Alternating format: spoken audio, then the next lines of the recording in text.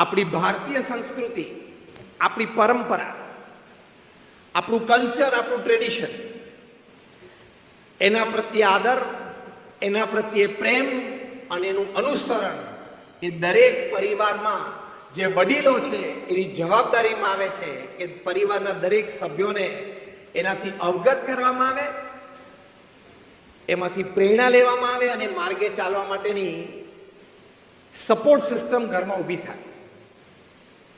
બહુ જ મોટા એક હિસ્ટોરિયન અને સોશિયલ સાયન્ટિસ્ટ, સોશિયોલોજિસ્ટ કાર્લ ઝિમરમેન એમને એક પુસ્તક લખ્યું છે, ફેમિલી એન્ડ સિવિલાઇઝેશન્સ. આ પુસ્તકમાં જે તે સંસ્કૃતિ નષ્ટ થઈ સામે પારિવારિક જીવનમાં વિચારોથી માંડીને વર્તનો સુધી ક્યાં ફેરફાર થયા એનો બહુ જ ઊંડો અભ્યાસ કરીને આ પુસ્તક લખ્યું છે, ફેમિલી એન્ડ સિવિલાઇઝેશન. આ પુસ્તકમાં કાર્લ ઝિમરમેન પહેલો મુદ્દો લખે છે કે જે સંસ્કૃતિઓ નષ્ટપ્રાય થઈ એ સંસ્કૃતિમાં જે પરિવારો હતા એ પરિવારોને પ્રથમ એ અવગુણ એમના પરિવારમાં આવ્યો કે પરંપરાગત લગ્ન જીવન પ્રત્યેનો આદર એ ઘટતો ગયો, લગ્ન જીવનની પવિત્રતા એ ઘટતી ગઈ અને લગ્ન પ્રથા સામે પ્રશ્નો ઉઠવા માંડ્યા, જેને આપણે આજની ભાષામાં લિવ ઇન રિલેશનશિપ કહીએ છીએ. એ સંસ્કૃતિ અને સમાજને તોડવા માટેની વાત છે. પાછા મોટા મોટા કે સેલિબ્રિટીઝને પૂછવામાં આવે કે do you believe in the institution of marriage? આવો પ્રશ્ન પૂછવામાં કે તમે લગ્ન પ્રથાની પરંપરામાં માનો છો? એટલે પાછો પેલો સેલિબ્રિટી આમ કે ખભા ઊંચા કરીને સ્ટાઇલથી બોલે, I am open to it, I am free to it. મૂર્ખ છો. આ ઇતિહાસની કે 21 માંથી 19 સંસ્કૃતિઓ તૂટી ગઈ, નષ્ટપ્રાય થઈ ગઈ, એની પાછળનું મુખ્ય કારણ શું હતું એ આ સંશોધન છે. એટલે મોડર્નિટીમાં એકાઉન્ટેબિલિટી આવે છે. Am I right or wrong? Nothing comes without accountability. તમે ગમે તેટલા મોડર્ન થવાનો વિચાર કરતા હો, તમે વ્યક્તિ, પરિવાર, સમાજ અને દેશ અને ઓવરઓલ માનવતાને જવાબ આપવા બંધાયેલા છે. હા કે ના? Yes or no? Raise your hands. આપણે ને આધીન છીએ. પરિવારને, સમાજને, દેશને, માનવતાને દરેક વ્યક્તિ આધીન છે. જવાબ આપવો પડે છે. પહેલું આ કારણ બતાવ્યું. બીજું કારણ બતાવ્યું કે જે તે પરિવારોમાં કિશોરો અને યુવાનોની બળવાખોરી વૃત્તિ થઈ ગઈ. એ લોકો મા બાપની સલાહ, સૂચન અને આજ્ઞા એ ન ગણકારતા સ્વચ્છંદી થઈ ગયા. આ બીજું મોટું કારણ. અહીંયા ફેમિલી વેલ્યુઝની જરૂર પડે છે, સંસ્કારની. પ્રમુખ સ્વામી મહારાજ આ વાત બહુ સરસ કરતા. એ પોતે એમના વિશાળ અનુભવ પરથી કહેતા, એમના ઊંડા શાણપણમાંથી કહેતા અને સત્શાસ્ત્રોના અભિપ્રાયને સમજીને કહેતા. પ્રમુખ સ્વામી મહારાજ કહેતા, એક્ઝેક્ટ વર્ડ્સ હું કોટ કરું છું, કે જો તમે તમારા સંતાનો અને પરિવારજનોને સંસ્કારિત નહીં કરો તો એક દિવસ એવો આવશે કે તમારે સંપત્તિ અને સંતતિ બે ખોવાનો વારો આવશે. અને સેંકડો પરિવારમાં બન્યું છે, બનતું આવ્યું છે, બની રહ્યું છે અને બનવાનું છે. બીજી વાત આ લખી છે કાર્લ ઝિમરમેને ફેમિલી એન્ડ સિવિલાઇઝેશન પુસ્તકમાં. ત્રીજી વાત લખી છે કે ઘરના વડીલો પ્રત્યે સેવા ભાવનાનો અનાદર થતો ગયો. એટલે કે વૃદ્ધ માતા પિતા ઘરમાં હોય અથવા કાકા કાકી, ફોઈ, મામા કોઈ પણ હોય, જ્યારે એ લોકોને યંગ ફેમિલીના સપોર્ટની જરૂર હોય ઉંમર અને હેલ્થની દ્રષ્ટિએ, તો એમની સેવા પ્રત્યે અનાદર, સેવાણો, એવું એક વાતાવરણ મોજું ઊભું થયું પરિવારોમાં. એ સંસ્કૃતિ નષ્ટ થઈ ગઈ. આપણી તો શ્રવણની સંસ્કૃતિ છે. માતા પિતાની સેવા કરવી એ આપણી પરંપરા છે, આપણી ફરજ છે. અને પરંપરા અને ફરજ કરતા પણ મોટી વાત આપણું ગૌરવ છે. It's a human dignity. તો આ ત્રીજી વાત કાર્લ ઝિમરમેને લખી છે વડીલોના આદર માટે, વડીલોની સેવા માટે. ચોથી વાત એમને બહુ જ સ્પષ્ટ લખી છે કે વ્યભિચાર પ્રત્યે લોકોને આકર્ષણ વધતું ગયું, વ્યભિચારને પરિવાર અને સમાજના અમુક વર્ગે માન્ય રાખ્યો, એ પણ પરિવાર અને સમાજ નષ્ટપ્રાય થાય એની માટેનું મુખ્ય કારણ હતું. આ બહુ સંશોધન પછી અમને આ બધું લખેલું છે. તો ફેમિલી એન્ડ સિવિલાઇઝેશન પુસ્તકમાં જે વાતો લખી છે એ આ ફેમિલી વેલ્યુઝની વાતો છે, પરિવારના મૂલ્યો માટેની વાતો છે. અને let me tell you, if you won the hall world but if you lost your family, you will be tagged as a loser. તમે આખી દુનિયા જીતી વેપાર ધંધામાં, તમે એમ કહો કે હું કાંઈ નહોતો, એમાંથી મેં 500 કરોડનો વેપાર કર્યો, અભિનંદન. 5000 કરોડનો કર્યો, વિશેષ અભિનંદન. પણ ઘરે પરિવારમાં તમે સમસુરતભાવ એકતા ન સાચવી શક્યા તો ઓવરઓલ તમારી છાતી ઉપર સિક્કો વિનરનો નહીં લાગે, લૂઝરનો લાગશે. તમે જીવન હારેલા છો, જીતેલા નથી. એટલે બહુ જ પારિવારિક મૂલ્યોમાં આ 3 વાત આપણે સમજવાની છે. એમાં પહેલી વાત આપણે સમસુરતભાવ એકતાની પરિવારમાં એ ભાવનાઓ આપણે જોઈ. આ વાત કરી કે પતિ પત્ની એકબીજાને સારી રીતે સમજે. હવે આમાં તમને ચોરીમાં કોઈએ બાવળું પકડીને બેસાડેલા, કોઈ તમને ટીંગા ટોળી કરીને લઈ ગયેલું હોય તો કોઈક આંગળી ઊંચી કરજો, તો કે હમણાં કઈ કરવું અઘરું છે નહીં. આપણે આપણી ચોઈસ થી ગયેલા. Was the choice yours? Tell me yes or no. Again, was the choice yours? Yes or no? You should abide by your choice. લગ્ન કરવા માટેનું પાત્ર તમારી ચોઈસ હતી, હા કે ના? તો એ ચોઈસને નિભાવી, એ ચોઈસ મારી હતી એટલે મારે એ ચોઈસને પ્રામાણિક રહેવું એ મનુષ્યનું ગૌરવ છે. Do you agree with me or not? એ ગૌરવ સાથે આપણે જીવવું પડે કે ચોઈસ મારી હતી, મેં જે તે સમયે ચોઈસ કરી હતી, પછી તો નિભાવવાનું. પ્રમુખ સ્વામી મહારાજ એક બહુ જ સરસ સલાહ આપતા, કારણ કે એમને એમના જીવનમાં જે જન સમાજ, સામાજિક જીવનની જે નાળ, પારિવારિક જીવનની જે ગતિવિધિઓ જે એમણે બહુ નજીકથી જોઈ હતી. કેમ? પ્રમુખ સ્વામી મહારાજે એમના જીવનકાળ દરમિયાન 3.5 લાખ ઘરોમાં પધરામણી કરેલી છે. પ્રમુખ સ્વામી મહારાજને લોકો પત્ર લખતા, વ્યક્તિગત પ્રશ્ન હોય, પારિવારિક પ્રશ્ન હોય, વ્યવસાયિક પ્રશ્ન હોય, એની માટે એવા 7.5 લાખ પત્રોના જવાબ પ્રમુખ સ્વામી મહારાજે લેખિત આપ્યા છે. પ્રમુખ સ્વામી મહારાજે પોતે ગુરુપદે અને 51 વર્ષની ઉંમરે, એટલે પોતાની 51 થી 95 ની ઉંમર સુધી, આ ધ્યાનથી સાંભળજો આ સ્ટેટિસ્ટિક્સ, તમને આમ ફૂલ એનર્જાઇઝ કરી દેશે.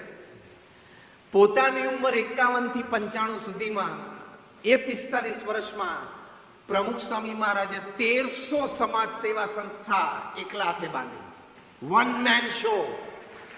એ 1300 માની એક ફેસિલિટીમાં તમે અત્યારે બેઠા છો. આવી નાની મોટી 1300, રાજકોટ શહેરનો સૌથી મોટો બિલ્ડર હોય ને એને તમે પૂછજો કે 1300 જમીન આંખથી જોઈ છે સર્વાનંદભાઈ? નહીં ને, કોઈએ નહીં જોયો હોય. જે નેશનલ ડેવલપર્સ મીટ હતી હૈદરાબાદમાં, ભારતભરના બધા ડેવલપર્સ અને બિલ્ડર્સ ભેગા હતા જે નેશનલ લેવલ ઉપર કામ કરતા. મેં એમના પ્રશ્ન પૂછેલો, ક્યાંય કોઈ આંગળી ઊંચી નહોતી કરી.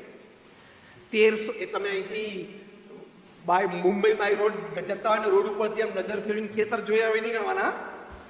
તમે પર્પસફુલી જે જમીન જોઈ હોય, પર્પસફુલી, હેતુસભર, કે ભાઈ આ જમીનની કંઈક ડિટેલ હોય તો લાવો, કંઈક વાત હોય તો કંઈક વિચારીએ, એવા હેતુથી જોઈએ એની વાત કરું છું.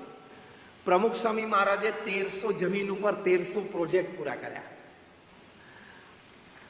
અને એ પાછા નોન રેસિડેન્શિયલ, નોન કમર્શિયલમાં બાંધીને વેચવાના નહોતા, જેમાં બાંધીને વેચવાનું નહોતું. એમ 8 અબજની વસ્તીમાં, અત્યારે પૃથ્વી ઉપર 8 અબજની વસ્તી છે. 8 અબજની વસ્તીમાં હજી કોઈ બીજી એવી વ્યક્તિ નથી જેણે પોતાની ઉંમર 51 થી 95 માં જ્યારે 51 વર્ષે તો રિટાયરમેન્ટના વિચારો ચાલુ થવા માંડે, ત્યારે 1300 સંસ્થાઓ ઊભી કરી.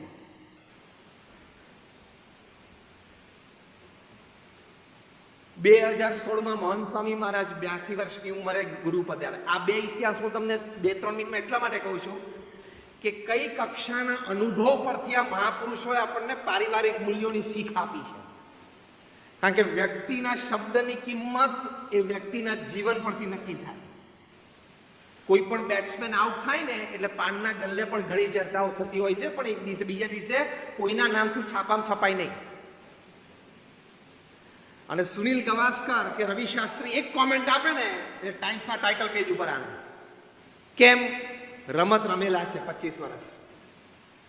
એમ પ્રમુખ સ્વામી મહારાજે 45 વર્ષ ગુરુપદે અને ટોટલ 65 વર્ષ સમાજની વચ્ચે રહ્યા.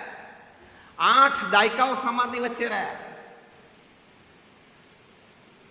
મહંત સ્વામી મહારાજ 82 વર્ષની ઉંમરે 2016માં ગુરુપદે આવ્યા. મને 8 અબજની વસ્તીમાં એક વ્યક્તિ બતાવો કે જેણે 82 વર્ષની ઉંમરે આવી જાયન્ટ મલ્ટીનેશનલ કોર્પોરેશન જેવી સંસ્થાની સીઈઓ તરીકે જવાબદારી સ્વીકારી હોય. Not a single person, only one. Mahant Swami મહારાજ 82 વર્ષે કોઈ ચેરમેન બને, ચેરમેન એમેરિટસ પણ બને, સીઈઓ ના બની શકે. સીઈઓ એટલે રોજિંદો વ્યવહાર થયો, રોજિંદો વહીવટ થયો, નાની નાની પ્રવૃત્તિમાં ઇન્વોલ્વ થવાનું થયું. 82 થી આજે એમની ઉંમર 91 થઈ. 82 થી 91માં એમણે 450 hospital, hostel, school, college, community centre, સંસ્કાર કેન્દ્ર, મંદિર, અક્ષરધામની ભેટ સમાજને આપી. દર 8મા દિવસે મહંત સ્વામી મહારાજે 82 થી 91માં દર 8મા દિવસે એક રો જમીન મળી, એને લીગલી ક્લિયર કરી. એ જમીન ઉપર શું કરવું છે બીએપીએસ ટ્રસ્ટી બોર્ડમાં નક્કી થયું. Hospital, hostel, school, college, community centre, સંસ્કાર કેન્દ્ર, મંદિર, અક્ષરધામ. બીએપીએસ એનપીઓ છે, નોન પ્રોફિટ ઓર્ગેનાઇઝેશન, એટલે સમાજમાંથી ચેરિટી રૂપે ફંડ્સ રેઝ થયા. આર્કિટેક્ટે પ્લાન ડિઝાઇન કર્યા, આર્કિટેક્ટના પ્લાન પાસ થયા. અઘરી વાત. પછી લોકલ ગવર્મેન્ટ બોડીઝે ક્લિયર કર્યા, ટેન્ડર્સ ડિશ આઉટ થયા, ટેન્ડર પાસ થયા, કોન્ટ્રાક્ટર નક્કી થયો, ખાતમુહૂર્ત થયું, 2-5 માળની ઇમારત બંધાઈ ગઈ. 5 સ્વયંસેવકો સમર્પિત જોઈએ સેવામાં મળી જવા આજીવન, અને બીજા 5-15 પગારદાર વ્યક્તિ મળી જવા. આ મેં રો જમીનથી ઉદ્ઘાટન સમારોહ થઈ જાય ત્યાં સુધીની વાત કરી. એ પ્રમુખ સ્વામી મહારાજે 45 વર્ષ સુધી દર 15મા દિવસે, મહંત સ્વામી મહારાજ છેલ્લા 9 વર્ષથી દર 8મા દિવસે કરે છે. અત્યારે બીએપીએસ સંસ્થામાં દર 8મા દિવસે ઉદ્ઘાટન થાય છે, એવરી 8th ડે. પ્રમુખ સ્વામી મહારાજને ફાઉન્ડેશન તૈયાર કરવાનું હતું, પ્લેટફોર્મ તૈયાર કરવાનું હતું, પછી પરફોર્મન્સ આપવાનું હતું, એટલે 15 દિવસની એવરેજ હતી. મહંત સ્વામી મહારાજને ફાઉન્ડેશન અને પ્લેટફોર્મ તૈયાર પડ્યું એટલે સીધું પરફોર્મન્સ ચાલુ કરી દીધું. પણ 82 વર્ષે આ જવાબદારી લેવી અને પછી આ લેવલનું પરફોર્મન્સ. છેલ્લા 2.5 મહિનામાં મહંત સ્વામી મહારાજે શું કર્યું? આખી રાતનું ટ્રાવેલિંગ કરીને અમદાવાદથી દારે સલામ ગયા. 91 વર્ષની ઉંમરે. હા, દારે સલામમાં 12 માળનું અમારું મંદિર, એનું પ્રતિષ્ઠા કરી, બધી ફેસિલિટીઝ છે અંદર. 5 એકર ઉપર યુથ એન્ડ સ્પોર્ટ્સ કોમ્પ્લેક્સનું ઉદ્ઘાટન કર્યું. સાઉથ આફ્રિકામાં જોહાનસબર્ગમાં ધ લાર્જેસ્ટ હિન્દુ મંદિર ઇન ધી સધર્ન હેમિસ્ફિયર, ઇક્વેટરથી નીચે સૌથી મોટું હિન્દુ મંદિર, તેમાં પ્રાણ પ્રતિષ્ઠા કરી. અને 5000 માણસ બેસી શકે એવો આવો જે ઓડિટોરિયમ તમે અત્યારે બેઠા છો એનું ઉદ્ઘાટન કર્યું. સાઉથ આફ્રિકા જોહાનસબર્ગ થી ગયા એ મેલબર્ન, ઓસ્ટ્રેલિયા. મેલબર્નમાં 140 એકર ઉપર અક્ષરધામનું ભૂમિપૂજન કર્યું. ત્યાંથી ગયા સિડની. સિડનીમાં 5000 માણસ બેસી શકે એવા ઓડિટોરિયમનું ઓપનિંગ કર્યું. આ બધી બીએપીએસ ની વાત કરું છું. 5000 માણસ બેસી શકે એવું ઓડિટોરિયમનું ઓપનિંગ કર્યું, ઉદ્ઘાટન. અને રાજકોટમાં તમે હોલની બાજુમાં મંદિર જુઓ છો એવા મોટા પથ્થરના મંદિરનું ખાતમુહૂર્ત કર્યું. અને ઓવરનાઇટ ટ્રાવેલિંગ કરીને, આખી રાત ટ્રાવેલિંગ કરીને સિડનીથી સીધા સુરત આવ્યા. અને સુરતમાં અત્યારે 130 એકર ઉપર અક્ષરધામ બંધાય છે, એનું અવલોકન ચાલુ છે. at the age of 91.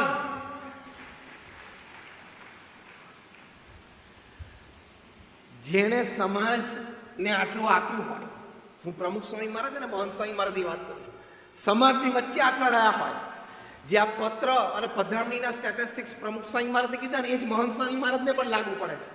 Difference એટલું કે પ્રમુખ સ્વામી મહારાજે ગુરુ પદે આવ્યા પછી કર્યા અને મહંત સ્વામી મહારાજે ગુરુ પદે આવ્યા પહેલા કરેલા છે. બાકી આંકડા સરખા જ છે. એમનો અનુભવ કેટલો.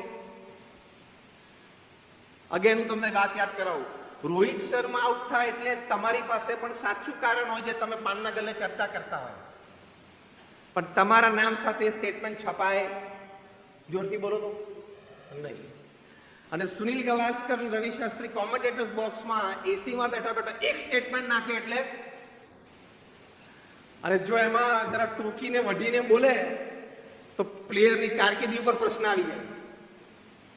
એ કક્ષા જુદી છે. એમ પ્રમુખ સ્વામી મહારાજ મહંત સ્વામી મહારાજને અનુભવ, તો એમણે પારિવારિક જીવન વિશે આ વાત કરી કે જો તમે તમારા સંતાનોને સંસ્કાર નહીં આપો તો સંપત્તિ અને સંતતિ બે ખોવાનો વારો આવશે. આ ફેમિલી વેલ્યુઝ છે. આપણા સંતાનોના શિક્ષણ માટે આપણે જાગૃત છીએ, અભિનંદન. બેસ્ટ એજ્યુકેશન આપણા સંતાનોને આપવું. આપણા સંતાનો સમૃદ્ધિની વચ્ચે ઉછરે એની માટે આપણે પ્રયત્નશીલ છે, અભિનંદન. તમારા પરિવારને ખૂબ સુખ સમૃદ્ધિમાં તમે રાખવા માંગો છો, એની માટે વેપાર ધંધામાં પ્રયત્નશીલ છો, અભિનંદન. પણ સંસ્કાર આપવામાં આપણે કેટલા જાગૃત છીએ એ આપણે જાતે ચેક કરી લેવાનું. હમણાં એક વિડીયો વોટ્સએપ ઉપર વાયરલ થયેલો તમે જોયો હશે.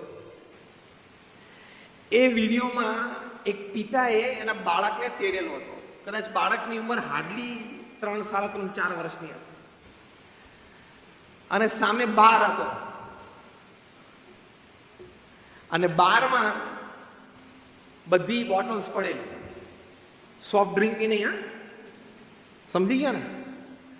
અને એનું લેબલ દેખાય નહીં એવી રીતે ઊંધી મૂકેલી, એટલે લેબલ અંદરની તરફ હતું. આ 3, 3.5 વર્ષના બાળકે 20 જેટલી બોટલ ઉપર આંગળી મૂકી અને નામ બોલી ગયો. આખું સંસ્કાર. દેખો, આની સામે લગભગ 15-20 દેવી દેવતાઓના ફોટોગ્રાફ મૂક્યા હોય તો આ બાળક નામ બોલી શકશે? એવું શીખવાડ્યું છે. અને એમાં પાછા માતા પિતા ગર્વ લે. સંસ્કાર નહીં હોય ને તો સંપત્તિ અને સંતતિ બે જતી રહેશે. ગમે તેટલી આવડત ને હોશિયારી હશે, વોટ એવર ટેલેન્ટ્સ. હું જ્યારે પ્રોફેશનલ્સને વાત કરું ત્યારે કહું છું, your education, your talents, your experiences, your platforms, your back support systems can open any gate for you. Only your character can keep that gate open. જે દિવસે સંસ્કારમાં પ્રશ્ન આવશે તે દિવસે બધા દરવાજા બંધ થઈ જશે, ગમે તેટલી આવડત હોશિયારી હશે. જેણે ક્રિકેટના બોલ સાથે ચેડા કર્યા બધાએ ક્રિકેટ છોડવું પડ્યું, હા કે ના? જેણે બેંક સાથે ચેડા કર્યા બધાએ દેશ છોડવો પડ્યો, હા કે ના? 2-3 લંડન ભાગી ગયા છે, 2-3 કેરેબિયન આઇલેન્ડ ભાગી ગયા છે, બધાને પાછા લાવવાના છે. And Tihar is waiting with broad arms to hug them.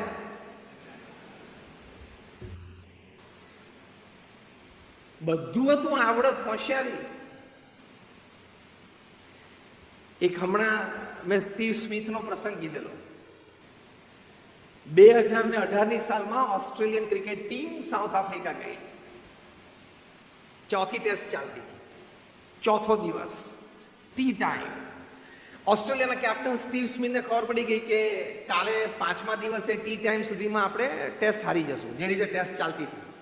એટલે એના વાઇસ કેપ્ટન અને ઓપનિંગ બેટ્સમેન ડેવિડ વોર્નરને બોલાવે કે David, I think will lose the match. એટલે ડેવિડે કીધું, હા વિલ લૂઝ, કાલે બપોરે લંચ ને ટીની વચ્ચે હારી જશું, પણ કે આપણે હારવી નથી. હવે હારવાના જ હોય ને હારવી નથી એટલે શું કરવું પડે? અનએથિકલ પ્રેક્ટિસ, ખેલ કરવો પડે.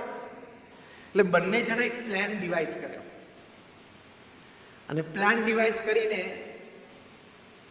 એવું નક્કી કર્યું એક પ્લેયર કેમેરન બેનક્રોફ્ટને બોલાવ્યો કે ટી બ્રેક પછી તું છે ને ખિસ્સામાં એક સેન્ડ પેપર રાખજે, તને મિડઓન પર ઉભો રાખશું.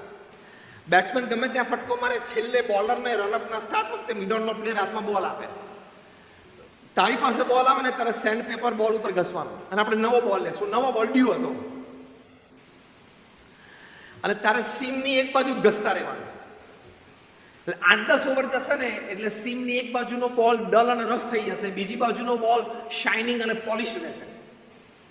એટલે રિવર્સ સ્વિંગ ચાલુ થઈ જશે. અને ઓસ્ટ્રેલિયન ક્વિક બોલર્સ 85, 90, 92 માઇલ્સ પર આવરની ડિલિવરીઝ ફેંકતા હોય, 85-90 માઇલ, 135-145 કિલોમીટર પર આવવાની ઝડપે બોલ ફેંકતા હોય. એમાં રિવર્સ સ્વિંગ નવા બોલથી મળે એટલે બેટ્સમેન માટે તો બ્રહ્મોસ મિસાઇલ જ થઈ જાય. અને સાઉથ આફ્રિકાની વિકેટ પડવા માંડી. બધાને આશ્ચર્ય લાગ્યું. ઓસ્ટ્રેલિયન ક્રિકેટ ટીમ ગ્રાઉન્ડ ઉપર આનંદ કરે.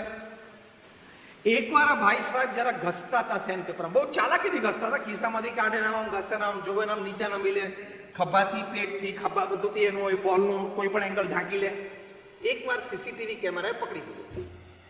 ઓડિયો વિડીયો ટીમે જોયું કે આ કંઈક ઘસે છે. મેચ રેફરીને બોલાવીને રિપ્લે દેખાડ્યો. મેચ રેફરી કે યસ ધીસ ઇઝ અનએથિકલ. ગ્રાઉન્ડ ઉપર દોડીને પ્લે બંધ કરાયો. કેમેરન બેનક્રોફ્ટ કે બહાર આવ, ખિસ્સામાં શું છે, વિડીયો ચાલુ રાખે. અનિશેલ આનાકાની કરી પછી તો કાઢવું પડ્યું. સેન્ડ પેપર છે એનું ઘસતો હતો. ગભરાઈ ગયો કે મેં આ કર્યું, પણ મને મારા કેપ્ટન સ્ટીવ સ્મિથે કીધું ચલો એને બહાર બોલાવો. સ્ટીવ સ્મિથે ગભરાઈ ગયો, કન્ફેસ કર્યું કે મેં તો આઈડિયા આપેલો પણ એક્ઝિક્યુશન ડેવિડ વોર્નરનું છે, ચલો ડેવિડ વોર્નર બહાર બોલાવો. એટલે ખોટું કરો એટલે આખી લાઈન પકડાય. હૈદરાબાદ થી દિલ્હી સુધી આખી લાઈન પકડાઈ ગઈ. ખાલી એવું નથી કે દારૂનું બોટલ તમારા હાથમાં તો તમે ગુનેગાર થઈ જાવ, કે ખોટા દારૂના કાગળિયા ઉપર સહી કરીએ તો પ્રશ્ન આવે. ખોટું લાંબુ ચાલે નહીં. અને પકડાય ત્યારે હૈદરાબાદ થી દિલ્હી સુધીની આખી લાઈન પકડી ગઈ. ત્રણેયને ત્યાં ને ત્યાં 1 વર્ષનો બેન ઓસ્ટ્રેલિયન ક્રિકેટ બોર્ડે આપી દીધો. પેલો કેમેરન બેનક્રોફ્ટ તો ગભરાઈ ગયો અને એવો આઘાત લાગ્યો તો ક્રિકેટ છોડી યોગા ટીચર બની ગયો. મેં પહેલા વાત કરેલી, તમારી આવડત ગમે તેટલી હશે, ગમે તેટલી હોશિયારી હશે, તમારા ફોનમાં 5 મિનિસ્ટરના નંબર હશે, તમારા ફોનમાં પાવરફુલ વ્યક્તિઓના નંબર હશે, અને ત્રીજી રિંગે તમારા ફોન ઉપાડે આવા પાવરફુલ વ્યક્તિઓ સંબંધો છે, પણ જો અનીતિ કરી તે દિવસે કશું જ કામમાં નહીં આવે. કશું જ કામમાં નહીં આવે. એટલે આપણા સંતાનોને પરિવારમાં જે આપણી વાત છે ફેમિલી વેલ્યુઝમાં નાનપણથી શીખવાડજો, બેટા અનીતિનું ન લેવાય. બેટા રામાયણમાં તુલસીદાસે લખ્યું છે પરધન પથ્થર માનીએ પર સ્ત્રી માત સમાન. આ સંસ્કાર તુલસીદાસજીએ લખ્યું કે ઇતને સે હરી ન મિલે તો તુલસીદાસ જમાન. રામાયણ, મહાભારત, શ્રીમદ ભગવદ્ ગીતા દરેકને આપણા ઘરમાં હોવી જોઈએ. જે લોકો રાખે છે એમને અભિનંદન છે, જે લોકોને નથી એને કાલે ને કાલે ખરીદી લેજો. અને કદાચ તમને શરૂઆતમાં વાંચવાનો અવકાશ ના આવે તો રોજ દર્શન કરજો, નહીં તો 10 મિનિટ તો અવશ્ય કાઢીને વાંચજો. It is your life enhancer, it is your life saver. Am I right?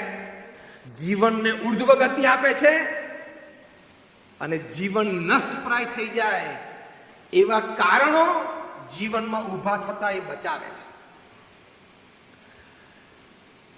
આ સંસ્કાર છે, નીતિમત્તા અને પ્રામાણિકતા. સ્ટીવ સ્મિથ ને ડેવિડ વોર્નર તો બિચારા ડોમેસ્ટિક ક્રિકેટ રમવા માંડ્યા. 6 મહિના પછી પ્રાઇમ ટાઈમ ઓસ્ટ્રેલિયન ટીવી ઉપર સ્ટીવ સ્મિથને બોલાવ્યા અને પહેલો જ પ્રશ્ન પૂછ્યો, why did you do this? તમે કેમ કર્યું? તમે 2 વખત Australian cricket team world cup વિજેતા બની એના ટીમ મેમ્બર હતા. તમે રોહિત શર્મા, વિરાટ કોહલી, બાબર આઝમના લેવલના બેટ્સમેન છો. તમારા નામે કેટલા બધા વિશ્વ વિક્રમ છે. તમારે કરવાની જરૂર શું હતી? અને હા, એ ચોથી ટેસ્ટ ઓસ્ટ્રેલિયા 332 રને હારી અને 5મી ટેસ્ટે પણ 350 રનથી હારી, કારણ કે બધા ડઘાઈ ગયા હતા ને આ પ્રસંગ બન્યો પછી. એટલે પરિવારમાં એક જણો ખોટું કરશે ને આખો પરિવાર ડઘાઈ જશે, આખો પરિવાર ડિપ્રેશન અને સ્ટ્રેસમાં જતો રહેશે, આત્મહત્યા સુધી વાત પહોંચી જાય છે. એટલે સંતાનોને સંસ્કાર આપવાના કે બેટા ખોટું નહીં કરવાનું, બે કામ સાચા અગર ન થાય તો ચલાવી લેવાશે, પણ ખોટું તો કરવું નહીં. સ્ટીવ સ્મિથે આનો જવાબ આપ્યો. એ જવાબ અહીંયા બેઠેલા તમામ વેપારી, તમામ ઉદ્યોગકારો, તમામ ઓન્ટરપ્રિનર્સ, આપણે બધાએ સમજવાનો છે. સ્ટીવ સ્મિથે જવાબ આપ્યો કે ઓસ્ટ્રેલિયન ક્રિકેટ બોર્ડમાં એક કલ્ચર ઊભું થયું છે, અને કલ્ચર છે વિન એટ ઓલ કોસ્ટ. કોઈ પણ સંજોગે જીતવાનું છે. જેમ આપણે ધંધામાં નક્કી કરીએ કે કોઈ પણ સંજોગોમાં ટેન્ડર પાસ થવું જ જોઈએ, કોઈ પણ સંજોગોમાં આ જમીન મળવી જ જોઈએ. એ જે કોઈ પણ સંજોગોમાં આગળ લાગે છે ને, એમાં એક કે બે વાર કે બે કે ત્રણ વાર નીકળી જશો, ચોથી વખત 20 વર્ષ ની કમાણી એટલે પૈસાની ઇજ્જત બે ઝીરો થઈ જશે. આ સંસ્કાર બાળકોને નાનપણથી આપવાના. અને બીજું સ્ટીવ સ્મિથે કીધું કે અમારા ઓફિશિયલ્સ અમને એમ કે છે કે we don't pay you to play, we pay you to win.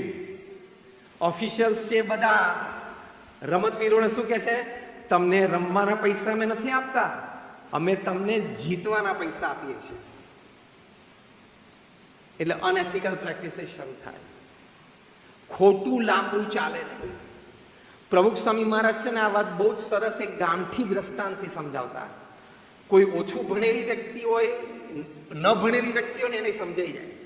પ્રમુખ સ્વામી મહારાજ દ્રષ્ટાંત આપતા હતા, આ મુદ્દો સમજાવતા નીતિમત્તા અને પ્રામાણિકતાનો, કે તમે કૂવામાં ડૂબકી મારો, કૂવામાં નીચે જઈને તમે સંડાસ કરશો તો તમે બહાર આવશો પહેલા તમારું પોત પ્રકાશી જશે, બધાને ખબર પડે તમે નીચે જઈને કર્યું છે શું. આ ગામઠી ભાષામાં સમજાવતા, પણ આપણને આ મુદ્દો સમજાવતા કે અંધારામાં પણ તમે કંઈક ખોટું કર્યું હશે ને, ઇટ હેઝ ટુ સી. અંગ્રેજીમાં કહેવત છે the light of the day. રાત્રિના અંધકારમાં પણ કંઈક ખોટું કર્યું હશે, એ પણ દિવસની રોશની જોશે તો ખરું, એટલે આખું ગામ એને જોશે.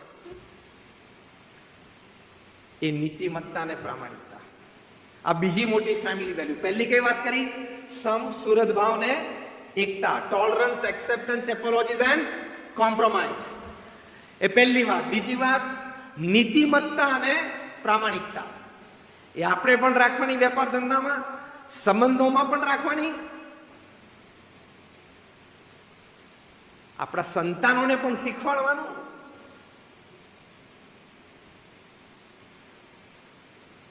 તો પરિવારમાં સુખ, શાંતિ અને આનંદ રહે. ત્રીજી એક અગત્યની વાત છે પેરેન્ટિંગ. એક બહુ જ સરસ પુસ્તક, parenting with love and logic. આ પુસ્તક ફોસ્ટર ક્લાઇન અને જીમ ફે આ બંને જણે લખ્યું છે. મેં એનું જીસ્ટ વાંચ્યું છે, આખું પુસ્તક નથી વાંચ્યું, પણ એનો સારાંશ. એમાં બહુ લખ્યું છે કે rays your children with love and logic. તમારા સંતાનોનો ઉછેર તમે પ્રેમથી પણ કરો અને તર્ક બુદ્ધિમત્તાથી પણ કરો. પ્રેમ એટલે એને અનકન્ડિશનલ પ્રેમ, નિસ્વાર્થ નિર્વ્યાજ પ્રેમ આપો. અનકન્ડિશનલ સપોર્ટ, કોઈ પણ શરત વગર એને પૂરો સહકાર આપવાનો, તમારા સંતાનોને આપવાની વાત છે. અને ત્રીજી વાત કરી છે કે ડીપલી અન્ડરસ્ટેન્ડિંગ યોર ચિલ્ડ્રન, કે એની રસ રુચિ શું છે, એને શેમાં આનંદ આવે છે, એનામાં સ્ટ્રેન્થ કઈ છે, એનામાં વીકનેસ કઈ છે. ટૂંકમાં તમારા ધંધાકીય સ્પર્ધકને જેટલી જાણવાનો પ્રયત્ન કરો છો ને, એટલું તમારા બાળકને જાણવાનો પ્રયત્ન કરવાનો છે. Am I right? As simple as that. અને પેરેન્ટિંગ વિથ લવ ની આ વાત કરી. પેરેન્ટિંગ વિથ લોજિક, તર્ક અને બુદ્ધિમત્તાથી ઉછેર કેવી રીતે કરો, તેમાં પહેલી વાત લખી છે ટીચ યોર ચિલ્ડ્રન રિસ્પોન્સિબિલિટી, જવાબદારી. ટીચ યોર ચિલ્ડ્રન એકાઉન્ટેબિલિટી, કે એ સ્વતંત્ર નથી, એ આધીન છે અને એને જવાબ આપવાનો છે. આ બે વાત સંતાનોને તમે નાનપણથી શીખવાડો. ત્રીજી વાત તો બહુ અદ્ભુત લખી છે, ટીચ યોર ચિલ્ડ્રન કોન્સિક્વન્સીસ. તમારા સંતાનોને તમે શીખવાડો કે બેટા તું આમ કરીશ ને તો આમ થાય, આમ કરીશ તો આમ થાય, આમ કરીશ તો તને લાભ થશે, આમ કરીશ તો આ થશે. એવું બધી વાત એને કરવી પડે. એટલે સમય કાઢીને એની સાથે બેસવું પડે. આ વાત પ્રમુખ સ્વામી મહારાજ બહુ સરસ રીતે કહેતા. પ્રમુખ સ્વામી મહારાજનું આ પૃથ્વી ઉપર 95 વર્ષમાં સૌથી મોટું યોગદાન જે માનવતાને હોય, જે પેઢીઓ નહીં, સદીઓ નહીં, પણ યુગો સુધી, જ્યાં સુધી આ સૂર્ય અને ચંદ્ર આ પૃથ્વી ઉપર તપશે ત્યાં સુધી એમનું સૌથી મોટું યોગદાન એ ઘર સભા છે. એ પોતે આ એમનું હૃદય અમૃત છે.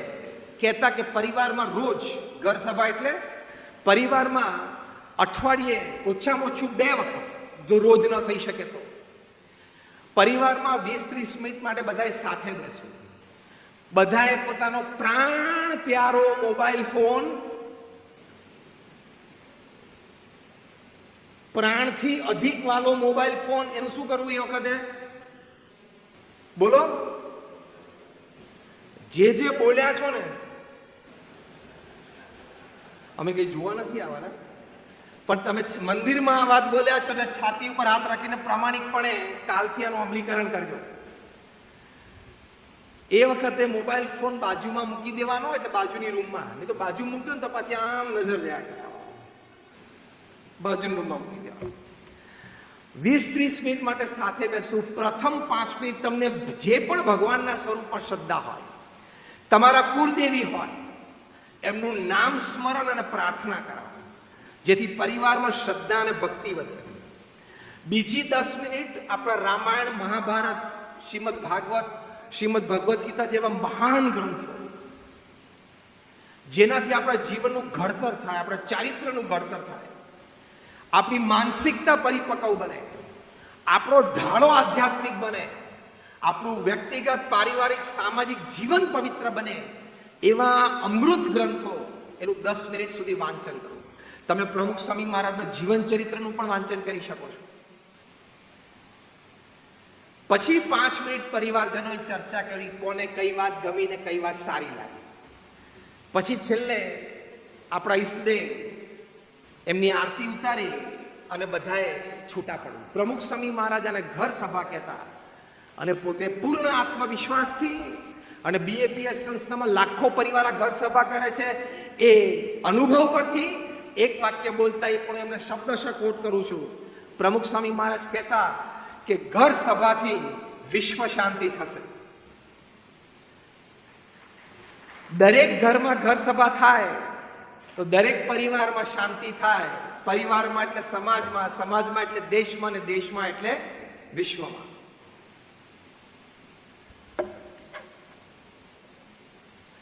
તો એ આ વાત લખી છે.